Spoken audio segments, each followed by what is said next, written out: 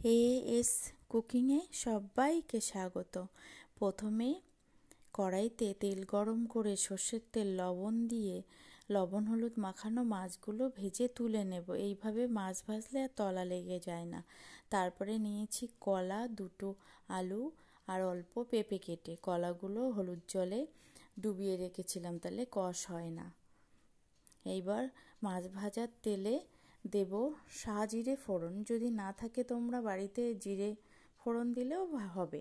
সাজিরে ফোড়ন দিয়ে সেই কলা, পেঁপে আর আলুটা দিয়ে দেব। দিয়ে লবণ আর হলুদ দিয়ে এটাকে কিছুক্ষণ লো আঁচে ভেজে নেব। এই প্রচণ্ড তপ্ত গরমে যখন মশলাদার খাবার খেয়ে খেয়ে আর ভালো লাগে না, তখন এইভাবে তোমরা বানিয়ে নিও পেঁপে কলার মরিচ ঝোল। তার জন্য ভিডিওটা সম্পূর্ণ দেখার অনুরোধ রইল। ভালো লাগলে অবশ্যই একটা লাইক, বন্ধুবান্ধবের সাথে শেয়ার আর অবশ্যই কমেন্ট করে জানাবে যে কেমন হলো। পেঁপে কলাটা বেশ ভেজে নিয়েছি, একটু সিদ্ধ মতন হয়ে এসেছে। এমতো অবস্থায় দুটো একটু মোটা করে রাখা পেঁয়াজ দিলাম। দিয়ে আবার একটু পেঁয়াজের সাথে আলু, কলা, পেঁপেটা নাড়িয়ে নেব। বেশ ভাজতে ভাজতে যেন হাফ সিদ্ধ হয়ে যায়, তখন এইদিকে গরম জল বসিয়ে দেব।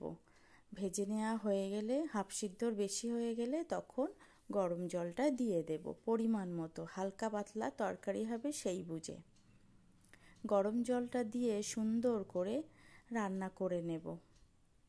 রান্না করে একদম পুরোপুরি যখন পেঁপে কলাটা পুরোপুরি সিদ্ধ হয়ে আসবে, তখন দিয়ে দেব কটা কাঁচা লঙ্কা।